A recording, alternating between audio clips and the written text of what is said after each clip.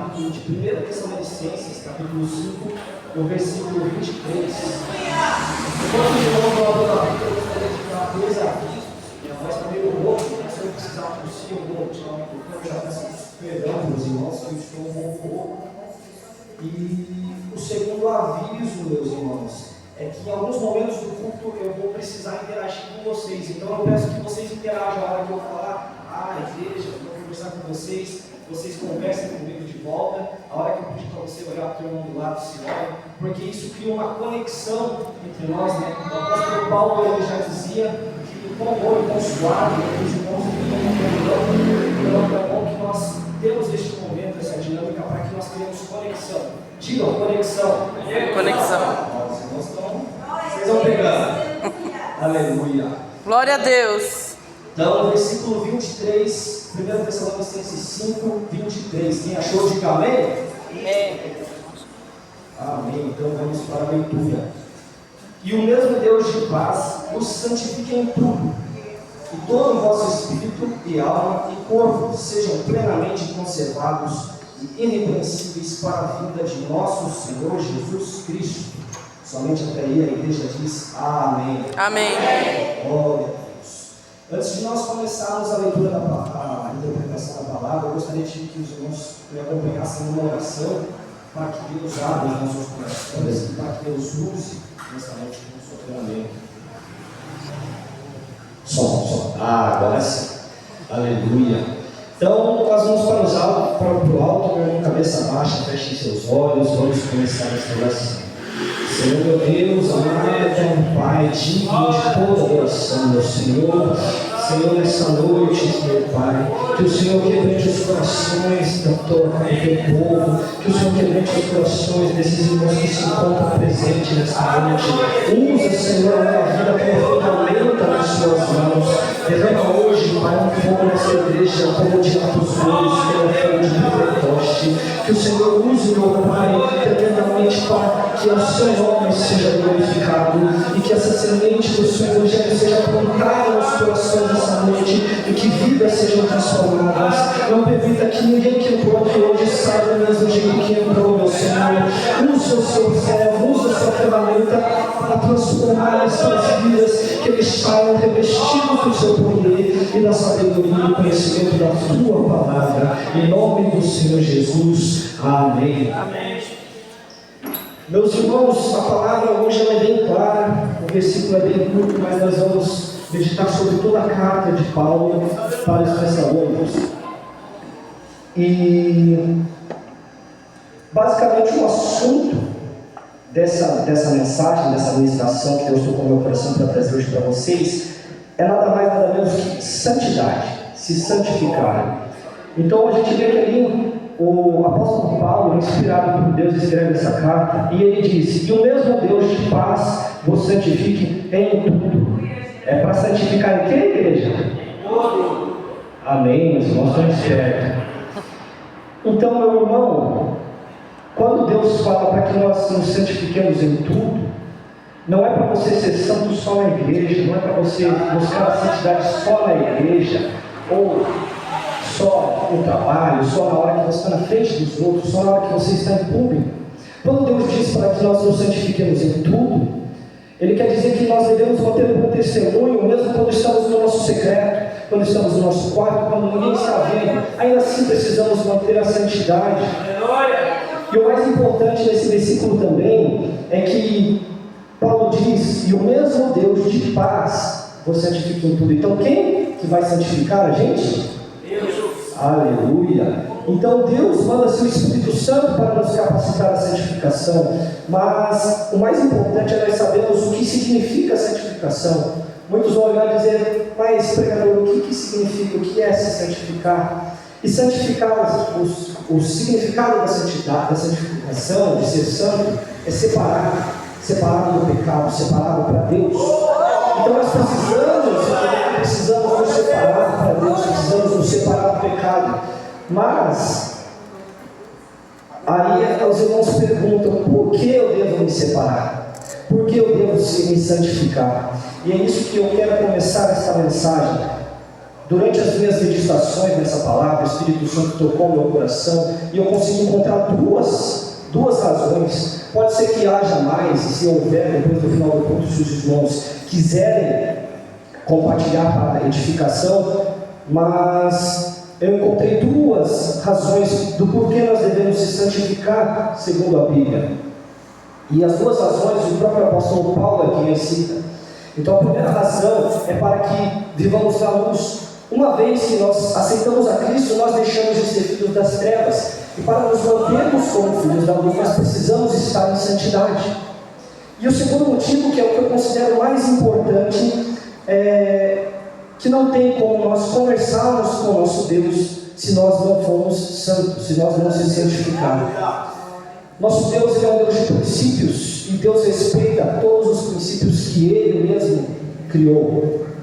O princípio do livre-arbítrio, por exemplo, Deus não obriga ninguém a fazer nada, Deus nunca vai ultrapassar o seu livre-arbítrio, porque Ele respeita o princípio que Ele criou. E a santidade é um desses princípios que Deus criou para que o homem pudesse ter contato com Ele. Glória a Deus. O homem pudesse, para que nós possamos se aproximar de Deus. E a gente tem que entender que quando a gente fala de santidade, existem dois tipos de santidade distintos, né? A santidade divina, que é a santidade de Deus, que é a perfeição completa, a ausência de todo pecado, a ausência de tudo aquilo que é errado. E existe a santidade humana. Se nós formos na mesma carta de Paulo, no capítulo 5, no verso 27, nós percebemos que Paulo, ao se despedir, ele se despede da igreja. E Deus, e Paulo, você percebe que o apóstolo Paulo ele sempre foi um homem proativo. Existem muitas pessoas hoje dentro da igreja que gostam de criticar, mas o proativo ele não critica. O proativo ele vai até a sua liderança e ele fala, isso aqui está errado, mas ele dá uma sugestão de como melhorar. E assim como um proativo, um bom homem proativo, Paulo dá a sugestão de como nós, né? Aqui não é nem sugestão, ele simplesmente é a palavra de Deus mostrando para nós como nós devemos fazer para nos santificar. Então, a partir do versículo 14 em diante, Paulo vai deixar hábitos que devemos tomar para que possamos manter a nossa vida de santidade, manter a nossa comunhão com Deus, para que nós não percamos a nossa salvação. Já no versículo 14, nós temos dois hábitos que eu considero importantes de trazer para nós. Todos eles nós vamos discorrer aqui, mas esses dois hábitos, eles são muito importantes. E o primeiro deles é admoestar os desobedientes. E o segundo, ainda no versículo 14, sustentar os fracos. Admoestar os desobedientes, admoestar, o significado da palavra admoestar nada mais é do que avisar. Então, quando Paulo nos exorta a admoestar os desobedientes, ele basicamente está falando que nós temos que avisar o nosso irmão dos seus maus caminhos.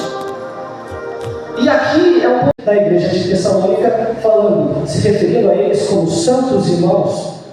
Muitas das vezes nós falamos, mas nós não somos santos, nós somos pecadores, o homem tem uma natureza caída, como que nós podemos ser santos? Só que o homem sim tem uma natureza caída, mas nós precisamos entender que a santidade para o homem ela é diferente da santidade para Deus. A santidade de Deus é perfeita, a santidade do homem é a busca por não errar, a busca por se afastar do pecado. E vocês concordam comigo que se nós temos um Deus santo, meus irmãos, nós não vamos conseguir falar com Deus se nós não formos santos. Isso fica evidenciado quando nós passamos a meditar nos primeiros livros da Bíblia, em Êxodo, em Levíticos, onde Moisés apresenta a lei, o quão era importante a santidade para Deus, que naquela época existia um véu que separava as pessoas da santidade e outro véu que separava as pessoas do santo dos santos. Então, para que vocês entendam, era tão sério que os filhos de Arão entraram de qualquer maneira no santo dos santos e morreram. Porque para você conversar com Deus, você precisa estar em santidade. Uma vez que Jesus veio e morreu na cruz, o véu foi rasgado. E todos nós temos acesso ao santo dos santos. Mas por que muitas pessoas não conseguem acessar a Deus, não conseguem conversar diretamente com Deus? Porque nós não estamos em santidade, não estamos intensificando a nossa busca. Então é muito importante que nós saibamos disso, porque muitos podem dizer, não, mas eu posso não estar 100% em santidade, mas Deus fala comigo. Mas quando você não está em santidade buscando, na santidade humana, Deus vai usar alguém que é santo para falar com você, mas diretamente. Aleluia! Deus só fala diretamente com os santos, que somos aqueles que buscamos veementemente.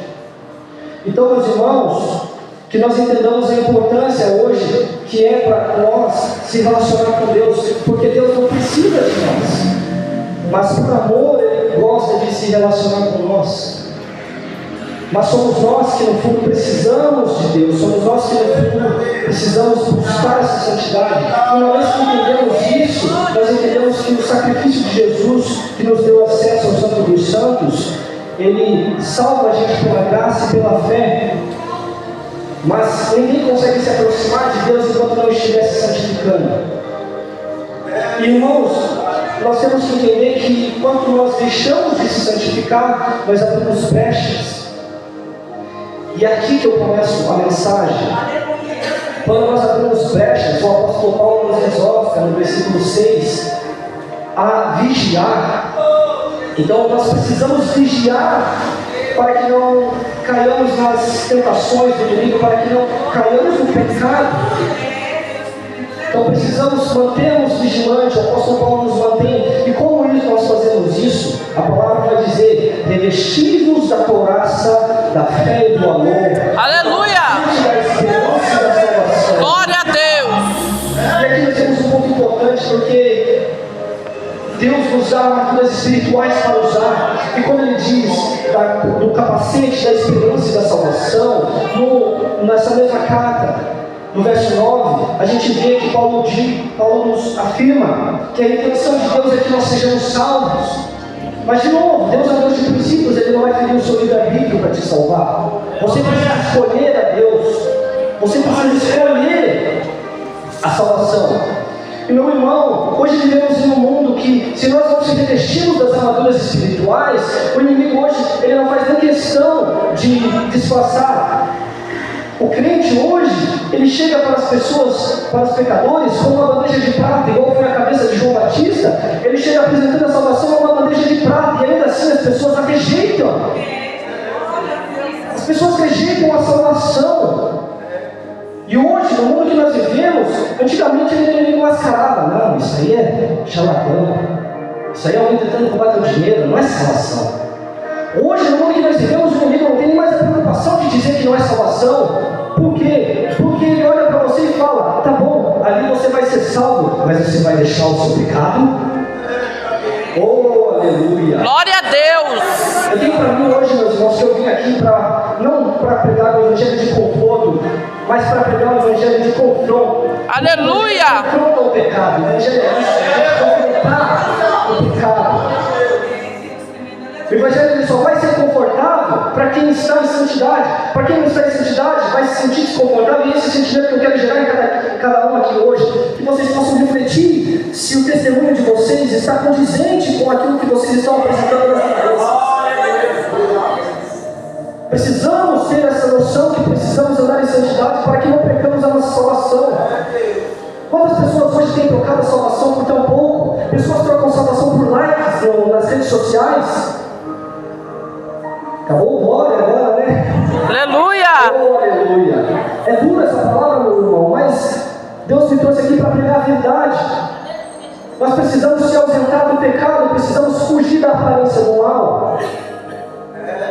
Então é para isso que Paulo nos deixa, nos exorta a nos revestirmos da armadura espiritual. Paulo fala do capacete, da couraça da fé e do amor, do capacete da esperança e da salvação. Isso nada mais é do que nós estamos vigilantes em nossos caminhos. Nós estamos blindados. Nós temos que criar essa blindagem para que o inimigo não entre na nossa mente. Aleluia! Mas, meu irmão, a questão é: como nós fazemos isso? Porque o apóstolo ele vai nos exortar a buscar santidade em tudo, vai nos exortar a sermos vigilantes. Mas o mais impressionante que nós temos na palavra de Deus, e aqui Paulo escreve essa carta inspirada, então tudo que ele escreve é Deus falando com a igreja. E Deus nas mãos. Então, se você olha e ignora, Você será como culpado tanto quanto ele. Se aquele irmão se desviar, se aquele irmão de repente sair da presença de Deus, você também terá sua parcela de culpa. Então precisamos entender que temos que ser por hábito avisar nossos irmãos, mas nós precisamos pedir a Deus sabedoria para avisar. Porque se nós não tivermos sabedoria, podemos afastar aquela pessoa. E o que acontece muito hoje dentro da igreja são 3 situações. E das 3, 2 são horríveis. E uma é a maneira que eu considero hoje ser a maneira mais correta de nós agirmos. E a primeira situação é quando o irmão vai admoestar o outro, mas ele admoesta com julgo. E a palavra fala para que não julgueis. Só que quando você admoesta com julgo, irmão, você tem que entender, muitas das vezes você vai gerar um constrangimento, às vezes você faz isso em público. E quando você vai admoestar a pessoa, você vai avisar ela, você é avisado de que errada, você, em vez de aproximar aquela pessoa de Deus, você vai afastar ela.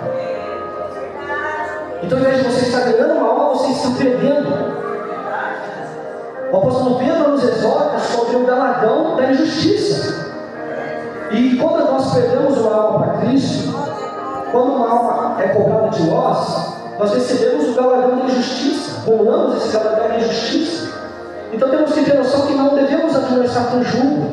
Outra coisa que acontece muito dentro do nosso ambiente cristão é a pessoa não admoestar. É a ausência do aviso. Você vê a pessoa errando, você sabe que aquilo ali vai levar ela para o pecado, você sabe que aquilo ali vai afastar ela da presença de Deus, vai afastar ela da igreja, mas você não fala nada. Aleluia! Quando você não fala nada, aquela pessoa vai e se afasta da presença de Deus, também lhe será cobrado. Este sangue também será cobrado na sua mão. Mas, irmão, nós temos na palavra a maneira certa. O Senhor Jesus sempre pregou que nós devemos amar uns aos outros como amamos a nós mesmos. Então, quando nós formos avisar o nosso irmão, nós temos que avisar como nós gostaríamos de ser avisados. Temos que avisar com amor, admoestar com amor. Aleluia! Nós vamos conseguir recuperar aquela alma que está se perdendo. Glória a Deus, aleluia, Jesus. Mas só falar admoestar com amor, às vezes fica muito vazio. O que seria o admoestar com amor? Então, meus irmãos, quando você vê seu irmão errando, não exponha ele na frente da igreja. Não chegue nessa situação diretamente para o seu líder. Você está vendo que o teu irmão está errando? Chama ele no canto. Fala baixo, irmão. Isso aqui não está certo. Deus está te chamando para fazer mais, está te chamando para fazer algo melhor. Não vai por esse caminho. Chega no teu irmão e olha para ele com amor.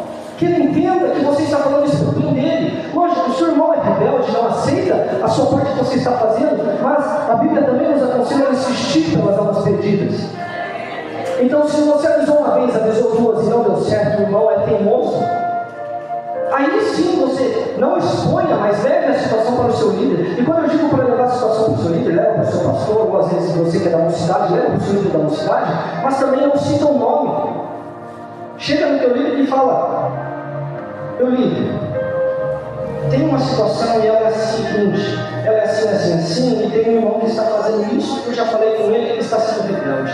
Como você não vai jogar a responsabilidade para o seu líder, você vai falar: me ajuda a resgatar essa alma. Como eu posso falar para que o Espírito Santo venha convencer aquela pessoa? E aí seu líder vai te instruir. E se pela terceira vez essa pessoa verdadeiramente continuar rebelde, aí você chega: ó, eu tentei, foi isso, agora eu coloco nas suas mãos. E confia na sua liderança. Mas muitas das vezes nós simplesmente chegamos e expomos os irmãos na frente da igreja. Aleluia!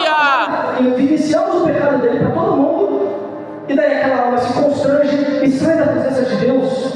Isso é terrível, meus irmãos, porque nós estamos numa batalha contra o tempo. Jesus está voltando, nós estamos numa batalha contra o tempo para resgatar as almas. E quando nós tentamos resgatar, tem gente jogando com uma pá as almas para fora. Glória a Deus, aleluia!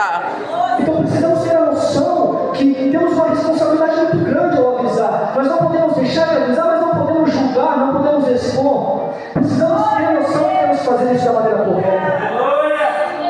Passando para o próximo hábito que devemos desenvolver, porque isso é um hábito, você tem que ter por hábito de avisar, mas agora o próximo hábito que o apóstolo nos indica sustentar os fracos. E aqui a interpretação que o Espírito Santo me deu foi nada menos do que generosidade. Só que quando nós falamos de generosidade, nós temos que entender que o ser humano, ele tem uma primícia, ele tem uma primeira impressão da palavra generosidade muito errônea, porque nós interpretamos que a generosidade é só dinheiro.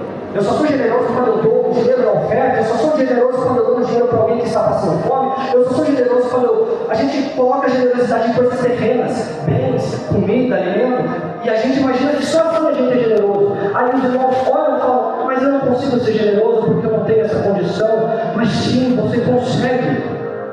Porque quando nós entendemos que a generosidade ela não tem que se pautar em coisas terrenas, mas tem que se pautar em atitudes que nós temos. Glória a Deus! Nós entendemos que no momento em que o irmão vem no semáforo pedir alguma coisa, não feche sua janela na cara dele, meu irmão. Além de não estar exercitando generosidade, você está sendo soberbo. A generosidade, ela vai ser também a atenção que você vai disponibilizar para alguém que está com problema. A pessoa está olhando para você e falando, eu tenho um problema, eu tenho uma família para sustentar e eu não consigo.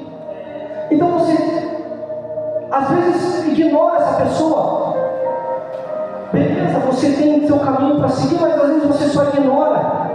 De quantas pessoas vocês pegaram o nome na rua para orar? Aleluia, Jesus! Quantas pessoas pararam já e você não tinha o que dar? Mas sigamos o exemplo do apóstolo Pedro, quando chegou na sinagoga e havia um paralítico na porta pedindo esmola. Eu não tenho prata nem ouro, mas o que eu tenho eu te dou. Glória a Deus, aleluia!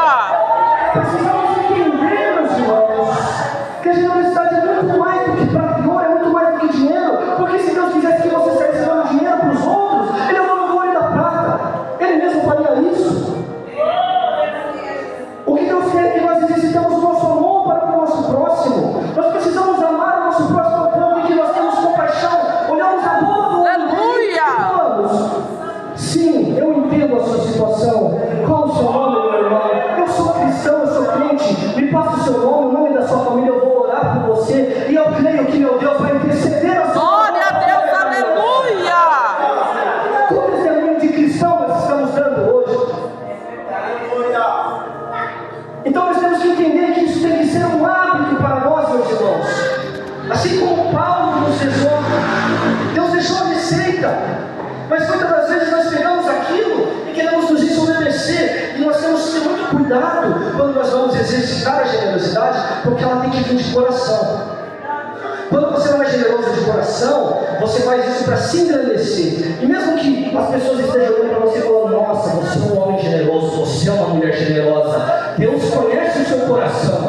Deus sabe quando você faz isso para se engrandecer. Aleluia, Jesus! Aí você chega na rua, nossa, hoje que bênção, meu irmão. Ajudei 10 pessoas, dei R$1.000 para cada uma para poder ajudar essas famílias. E daí você está por dentro, nossa, eles vão achar que eu venho bem. Meu irmão, você está se ensoberbecendo, você está engrandecendo o teu nome. Mesmo que as pessoas olhem para você e falem, Deus verdadeiramente está sustentando os outros, está sustentando os fracos. Deus conhece o teu coração, sabe que você está fazendo isso para se engrandecer.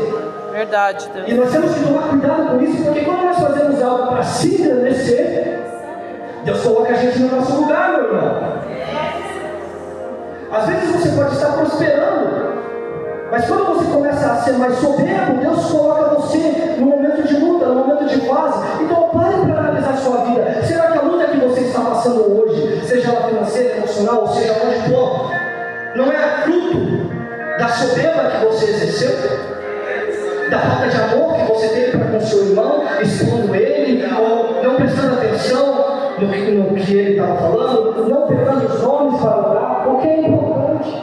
Nós somos cristãos, as pessoas do mundo têm que nos enxergar de maneira diferente. Nosso testemunho tem que ser a vida de uma pessoa que é plena em Deus. E por isso nós devemos buscar a santidade. Glória a Deus! Paulo também nos exorta no versículo 15 a não tornar o mal por mal, sempre bem para todos, assim como Jesus nos falou para virar a outra face. Nós não podemos tornar o mal por mal. Então, meus irmãos, como Paulo nos exorta no versículo 15 a não tornar o mal por mal, sempre bem para todos, assim como Jesus nos falou para virar a outra face. Nós não podemos tornar o mal por mal. Então, meus irmãos, quando Paulo diz que não devemos tornar o mal por mal, ele não está falando simplesmente de vingança, porque existem muitas pessoas que se deixam levar pela vingança, e a palavra fala, Deus é o nosso vingador. Mas quando Paulo também fala de não tornar mal por mal, ele também está falando de mágoa. Quantos irmãos carregam mágoas a vida inteira? Dentro da minha família eu tenho um testemunho de mágoas, de alguém que já morreu e a pessoa ainda se sente magoada por aquele que morreu. E a mágoa faz você perder a salvação, meu irmão. Aleluia! Se você estiver guardando mágoa do seu irmão, Jesus fala, deixa a sua oferta de lado e vá se reconciliar. Nós temos que entender que o perdão é algo que nós precisamos exercitar, porque como você quer ser perdoado por Cristo que morreu na cruz pelos seus pecados, se você não consegue perdoar o seu irmão, o seu próximo? Oh, glória a Deus! Então, a falta de perdão nos leva a uma vida de não salvação, que nos aproxima do pecado e nos afasta de Deus. Então precisamos aprender a perdoar, entender que Jesus, por amor, perdoou os nossos pecados em morte de cruz. Ele fez o maior sacrifício, porque ele não tinha erro, ele não tinha mácula. Ele era santo e perfeito, mas por mim, por você, ele morreu na cruz. Glória a Deus, aleluia, Jesus! E aí Jesus usa uma parábola para dizer sobre um rei que tem um servo que é devedor para este rei. Este servo implora para que o rei perdoe ele porque ele não tem condição de pagar. E o rei comovido com o clamor deste servo, ele olha e perdoa a dívida daquele servo. E mais tarde esse servo tem um outro servo abaixo dele, que também deve a este que devia, que era devedor do rei. Só que este servo que foi perdoado, ele não perdoa. Então o rei chega e fala para ele, como assim você não vai perdoar o seu irmão, se eu me perdoei uma dívida que era muito maior? E quando Jesus fala isso, nós entendemos que o rei é Cristo. Ele perdoou a nossa dívida que era muito maior, a dívida do nosso pecado. E nós às vezes não conseguimos perdoar o irmão porque falou mal, porque fofocou da minha vida. Muitas das vezes nós queremos devolver a mesma moeda. Deus está mandando falar, meu irmão. Glória a Deus! Quantas vezes você escutou, às vezes você nem viu a pessoa, mas você escutou de alguém que está falando mal de você, que esse plano está falando mal de você. Aí o que você faz? Você vai lá no outro canto e fala para outra pessoa, nossa, aquela pessoa lá é invejosa, nossa, aquela pessoa lá é isso. Você começa a reproduzir. Aleluia!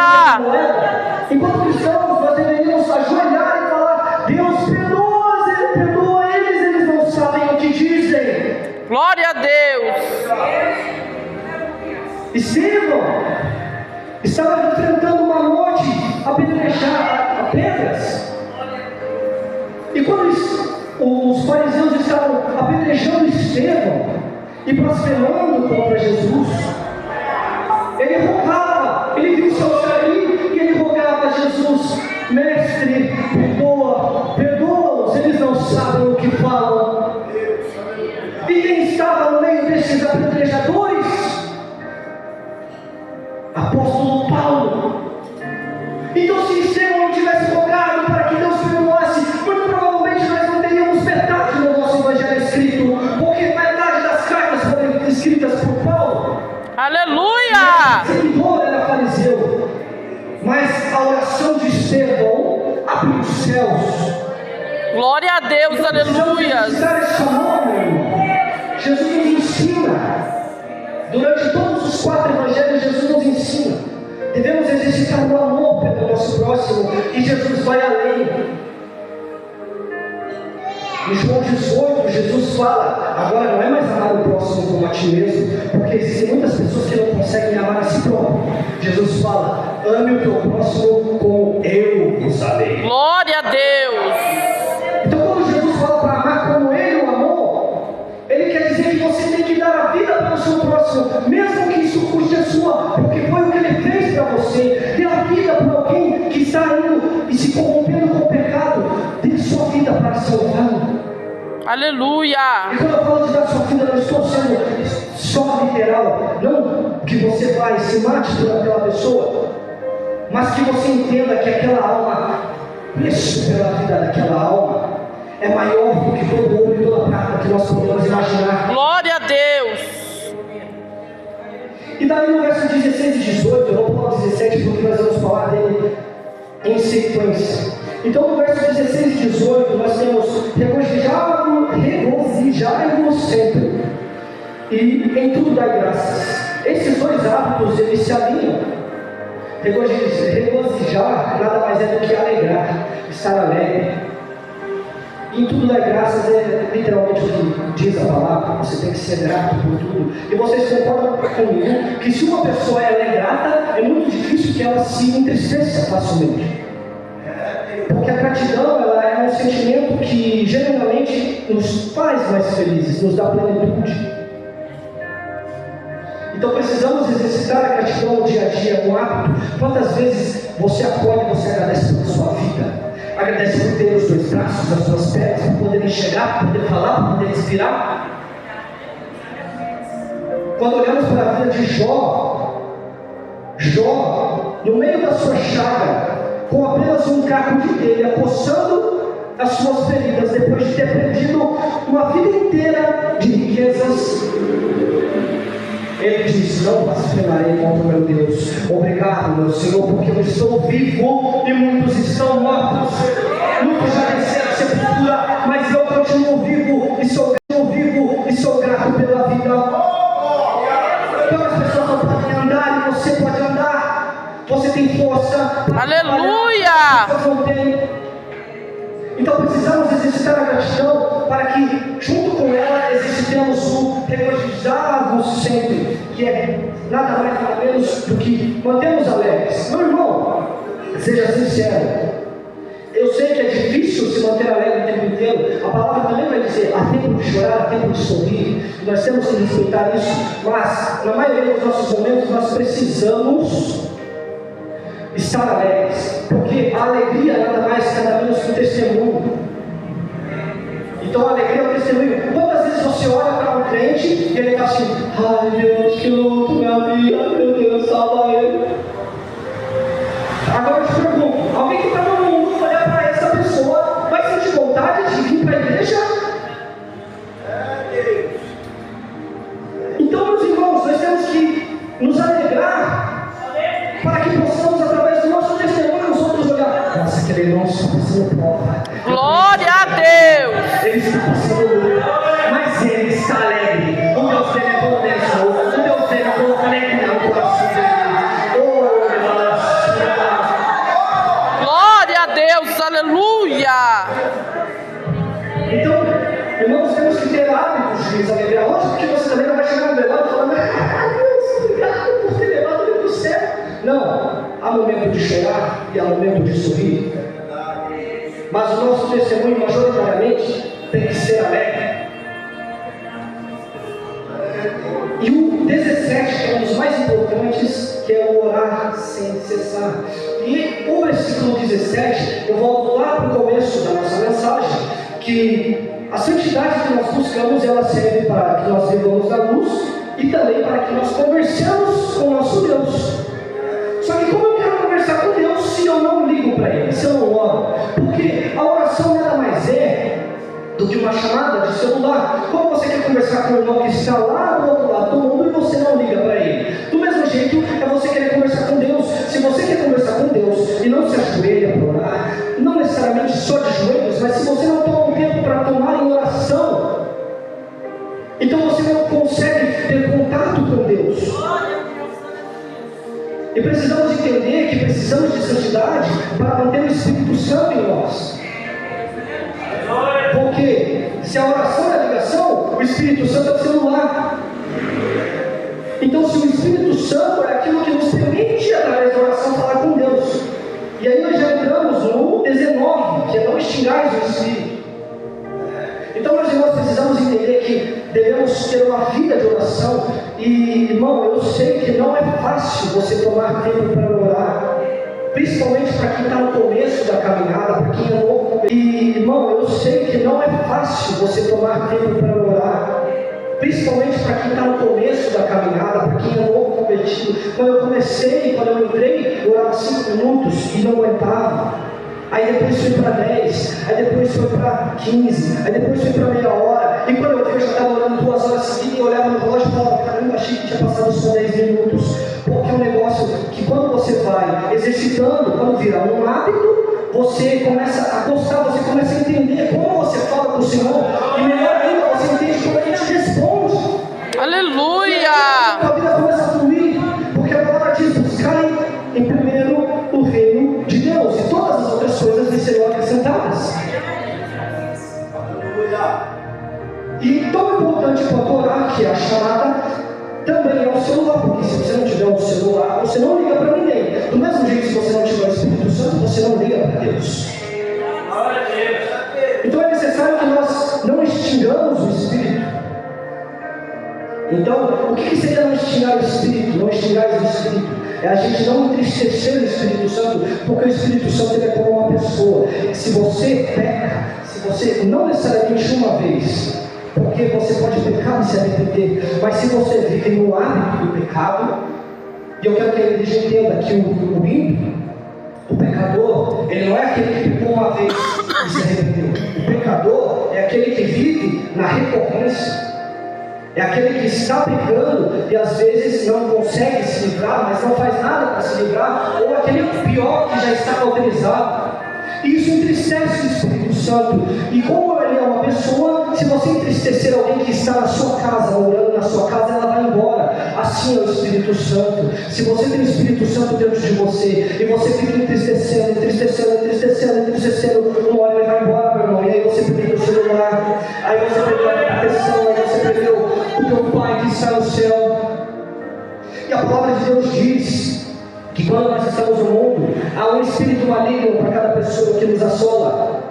E quando nós nos convertemos, quando nós entregamos a nossa vida para Cristo, o Espírito Santo entra dentro do nosso coração. O Espírito Santo habita em nós. Aleluia! Porque o espírito maligno ele possui, o Espírito Santo ele não possui, ele habita. Então quando o Espírito Santo habita em nós, ele expulsa esse espírito maligno. E como ali é a casa dele, é a habitação dele, ali ele arruma. Então você percebe que muitas das vezes você está numa situação muito ruim e o Espírito Santo ele vem e organiza. Então quando organiza, muitas das vezes vai te causar um desconforto porque você está acostumado àquela situação ruim. E quando organiza, ele vai mexer em tudo. Ele vai mudar o móvel de lugar, vai tirar essa daqui, vai colocar ali, vai tirar a mesa, a cama, vai tirar tudo e vai colocar de novo no lugar certo. Só que esse processo dói, meus irmãos. Esse processo não é um processo do nada, não é da hora para outra. Mas ele organiza a casa. E se você entristece ele e vai embora, o espírito maligno que habitava em você antes, ele volta e ele encontra a casa arrumada, porque ele deixou bagunçar. E quando ele volta, ele encontra a casa arrumada, ele fala: opa, agora tem mais espaço, agora eu posso dar uma festa. E a palavra de Deus diz que ele volta com 7 espíritos piores do que ele, ou seja, 8 espíritos malignos que habitam em você quando você aceita a Cristo e depois se desvia.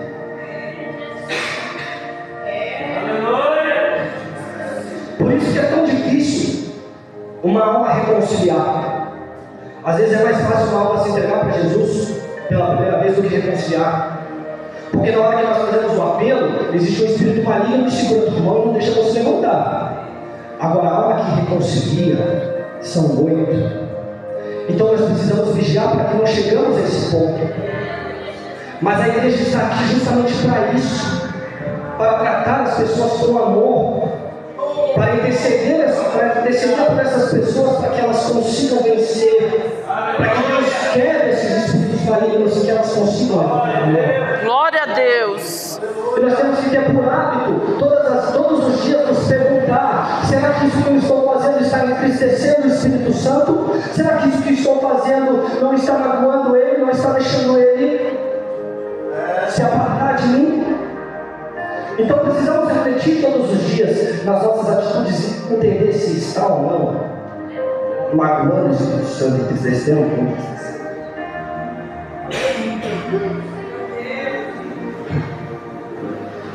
E no verso 20 e 21, nós vamos ver, o apóstolo vai nos exortar a não desprezeis as profecias e examinar tudo e repente o bem. Eita, agora, até onde eu passo nessa hora? Meu irmão, examinar tudo e repente o bem, quando Paulo fala sobre examinar tudo e repente o bem, ele está falando tudo mesmo, no contexto geral. As suas atitudes, as suas ações, as suas companhias, tudo. Examinar tudo, repente o bem. Então nada mais do que ele está falando é que você, quando ele diz repente o bem, é que você seja otimista. Às vezes você está passando por uma situação que é difícil e você só fica olhando o problema. E às vezes a solução está aqui, mas você está olhando cá o problema. Então seja otimista, enxergue o lado positivo. Tenha por hábito enxergar esse lado positivo. E talvez também um dos mais importantes, não desprezeis as profecias. E aqui eu entendo Paulo como um estudioso ferrenho. Paulo foi fariseu, então Paulo ele se dedicou muito a Torá, se dedicou muito à Bíblia, ao Antigo Testamento, se dedicou muito aos Evangelhos e às Escrituras. Aleluia! E quando ele diz para não desprezarmos as profecias, ele imputa que nós meditemos nela. Quando nós não meditamos na palavra de Deus, quando nós deixamos de meditar, deixamos de ler a Bíblia, deixamos de ler a Bíblia, e ler e meditar são coisas diferentes, nós precisamos fazer os dois. Quando nós deixamos de fazer isso, nós estamos basicamente desprezando, porque as profecias estão na Bíblia. Então, sim, meu irmão, quando Paulo fala não desprezei as profecias, ele basicamente nos exorta a meditar na palavra. E quando nós vemos isso, examinar tudo e repente bem, é para que nós examinemos as Escrituras a fundo, para que nós estudemos, para que assim nós tenhamos o bem das Escrituras. Não significa que nós temos que ignorar o mal, porque nós temos que estar alerta com eles. E aí nós já entramos no verso 22, que é: apartai-vos de toda a aparência do mal. Abstende-vos de toda a aparência do mal. Então, quando Paulo nos diz abstende-vos de toda a aparência do mal, basicamente ele está falando para vigiar de novo. Mas a toda a aparência do mal é um nível acima de vigilância. Quando nós vigiamos, muitas das vezes estamos cuidando para não pecar, para não cair no pecado. E vocês concordam comigo que o pecado, quando a gente pratica ele é evidente. O pecado é escancarado. Você sabe que aquilo é pecado quando você está pecando. Mas a maior estratégia do diabo hoje não é o pecado. O que mais tem afastado irmãos da igreja, o que mais tem afastado os cristãos da igreja, não é só o pecado, mas é a distração. Quanto tempo você passa por dia rolando o teu feed do Instagram, rolando o teu feed das redes sociais? Então, o Espírito Santo me trouxe aqui para dizer, muitas das vezes nós falamos, mas Deus, eu não tenho tempo para orar. Mas você passa às vezes 4, 5 horas de madrugada, perde o sono rolando feed da rede social. Evangelho é confronto, meu irmão. Eu estou aqui para confrontar o seu pecado, para que você entenda que hoje o que mais tem desviado as pessoas da presença de Deus não é o pecado em si, mas é a distração, porque ela é uma brecha, e o inimigo ele trabalha na brecha. Oh, aleluia! Aleluia! Então nós temos que entender que não devemos abrir brechas para o inimigo trabalhar. E abrir-nos de toda a aparência do mal é justamente fecharmos as brechas. Eu falo por experiência própria, porque antes de me converter, e até depois que eu já estava convertido, eu realmente tinha dificuldade em abandonar certos vícios que eu tinha, que eram distrações, e são coisas que, se você olha, você fala, não é pecado. Mas quando está te afastando da... Levante a sua mão, deixe nós orar por você. Para que Deus escreva o seu nome.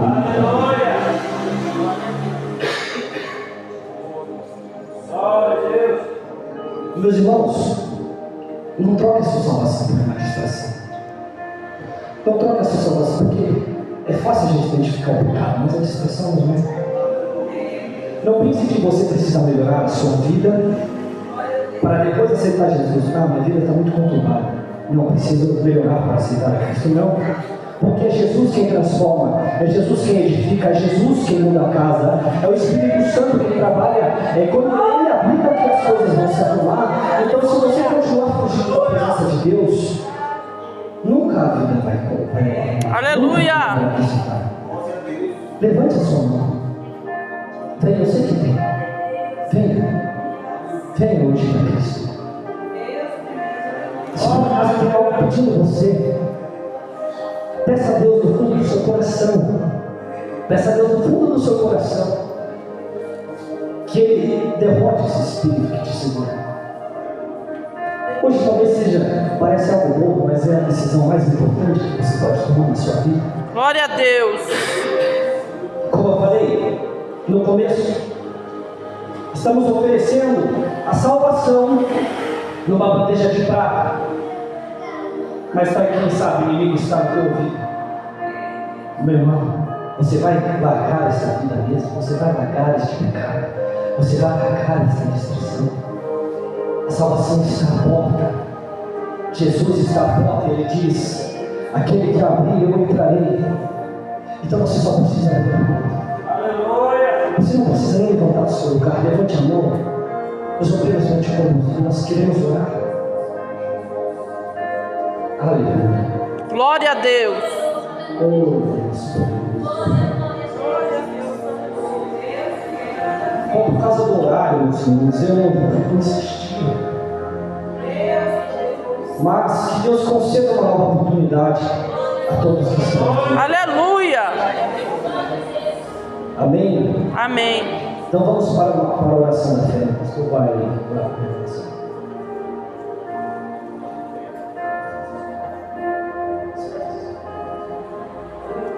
Então, meus irmãos, está na hora, nesse final de mundo, de nós abençoarmos a casa do Senhor. A palavra de Deus diz que as ofertas, elas servem para sustento da casa do seu Pai. E hoje, eu gostaria de dizer que assim como Deus colocou uma bênção sobre a vida de Abraão, Gênesis 12, 3, todo aquele que te abençoar também será abençoado, todo aquele que te amaldiçoar também eu amaldiçoarei. Então, essa bênção hoje, ela está sobre a igreja. Então você que tem o seu, exercite a generosidade, mas lembrando, de coração. Não dê oferta porque você está se sentindo obrigado. Dê de coração aberto, porque é assim que Deus recebe. Amém.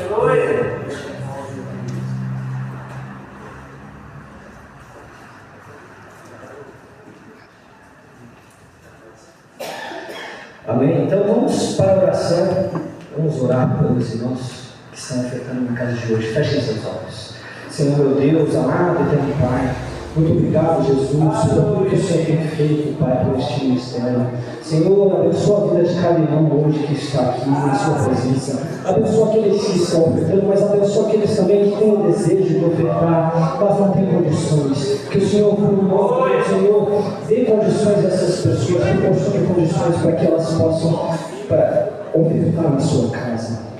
Senhor, eu profetizo hoje, meu Pai, que hoje virá bênçãos e vitórias sobre a vida daqueles que te abençoam.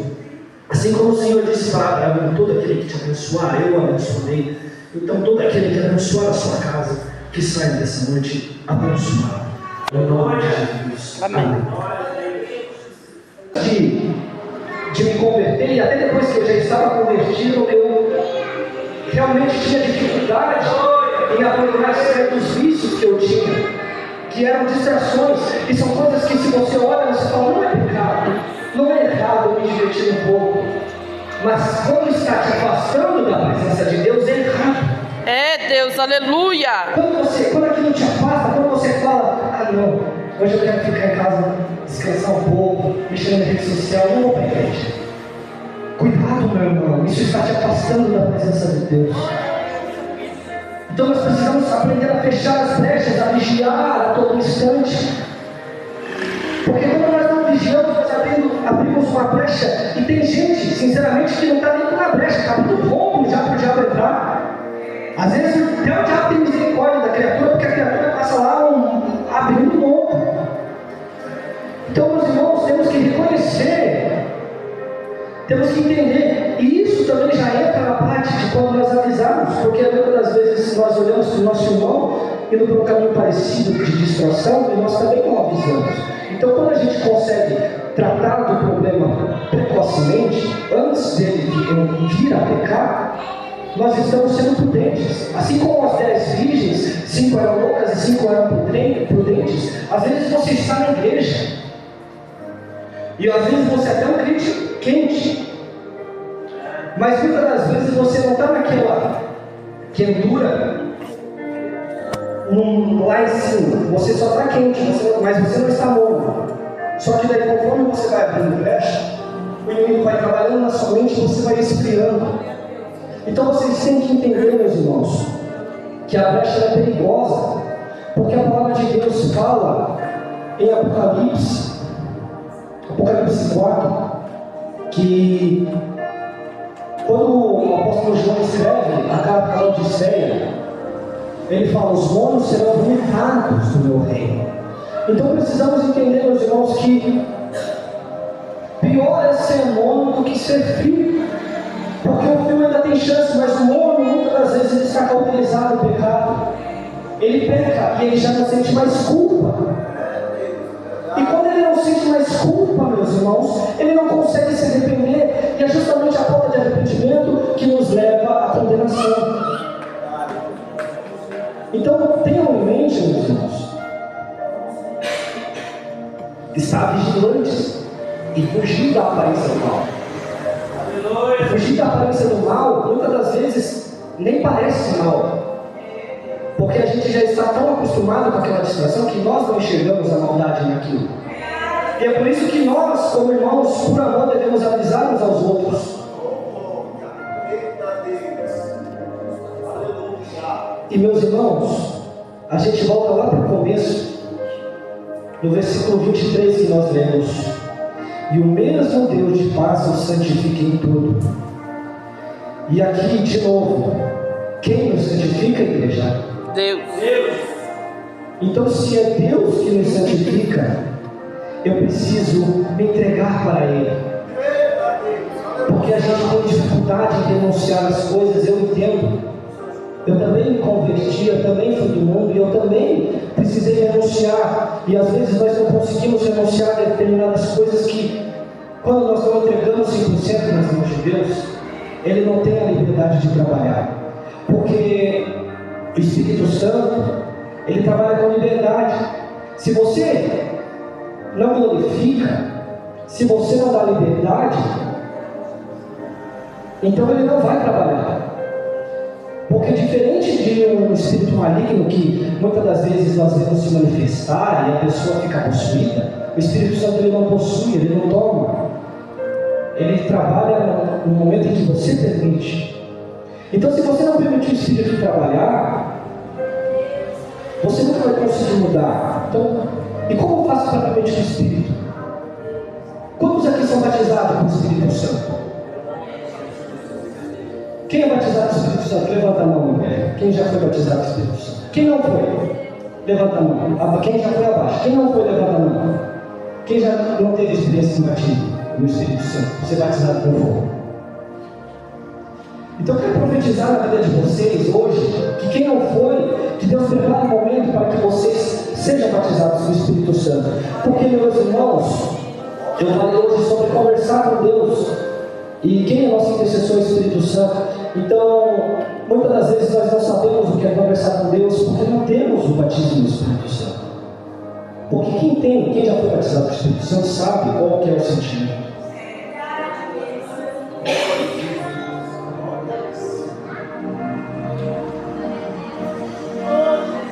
E eu não poderia passar o microfone à frente sem antes perguntar, meus irmãos, sem antes fazer um convite para que você hoje que está aqui e que de repente nunca conheceu a Cristo de verdade, ou você que porventura se afastou da presença de Deus, por qualquer motivo que seja, não importa, porque Deus apaga o seu passado, Ele limpa você.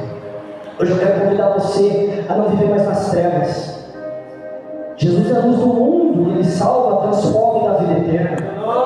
Então eu gostaria que você hoje, que está aqui, e que você que nunca se entregou para Jesus, ou você que se afastado dos caminhos do Senhor, levante a sua mão. Deixa a igreja orar por você aqui na frente. Às vezes você está com o seu coração hoje ardendo, falando, poxa, é tão bonito ser crente, é tão bonito ter Deus na vida.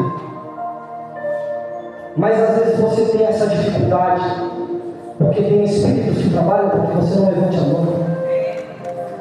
Então, meus irmãos, eu gostaria realmente de convidar, se hoje não tem nenhuma alma, aqui todo mundo já está entregue para Cristo, se sim, amém. Mas se por acaso você não estiver na presença de Deus, levante a sua mão, deixe-o.